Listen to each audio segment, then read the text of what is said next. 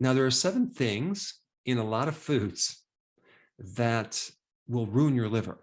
Number one, you want to avoid soy protein isolates. Here's a big question about soy protein isolates. What do you think they do to isolate this protein from soy? Well, they use chemicals.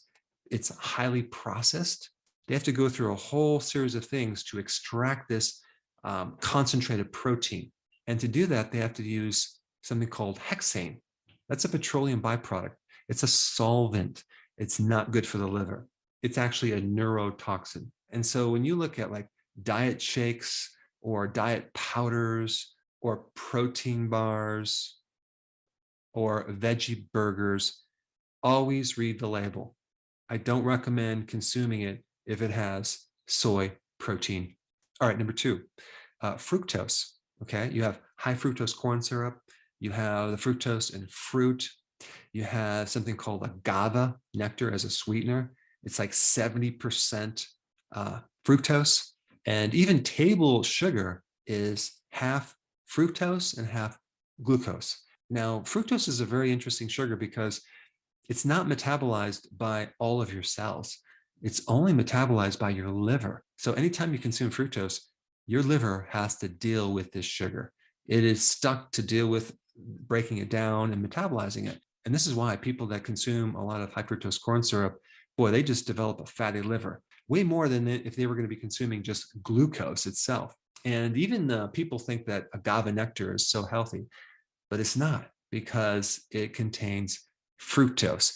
And one more point about this, especially when you're dealing with high fructose corn syrup, all that corn is GMO. And that gives you another level of toxicity like glyphosate, which is an herbicide that's not good for the liver.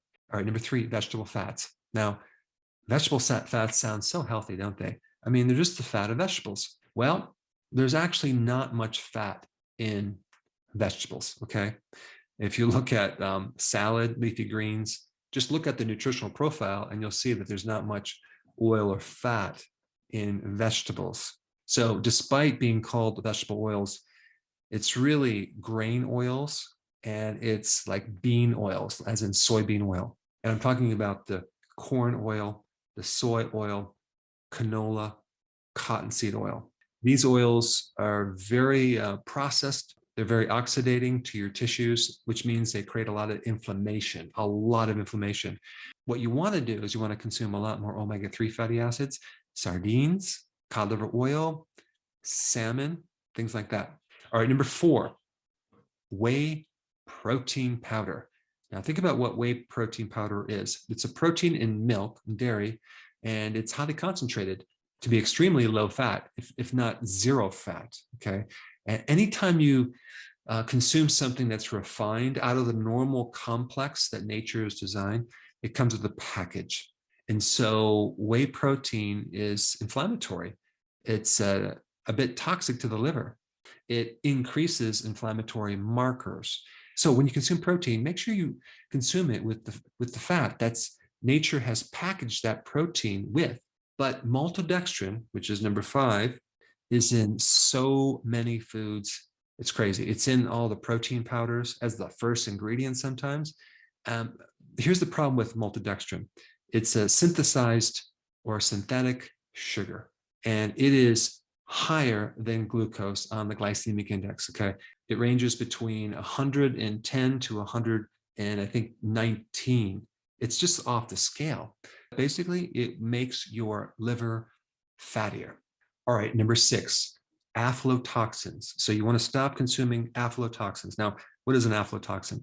Well, it's a toxin from a certain fungus, which is carcinogenic to your liver. So your liver does not like this. And you're primarily going to find it in peanuts and corn, okay?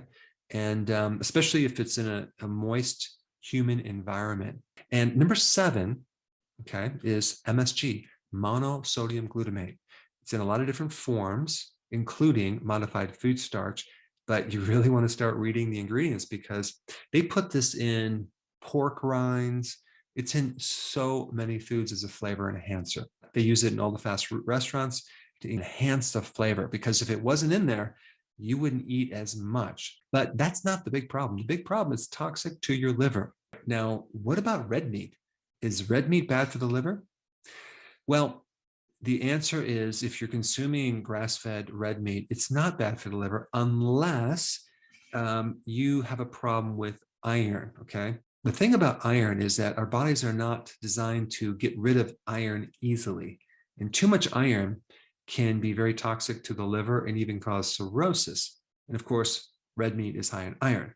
If you have that problem, then you're probably going to have to avoid red meat. But for most people that don't have a problem with that, red meat is not going to be a problem for your liver if it's quality. Out of all the foods that are good for the liver, the cruciferous family of vegetables are the best thing for the liver. So that would be like arugula, the kale, the broccoli, the Brussels sprouts. So you definitely want to consume those on a regular basis.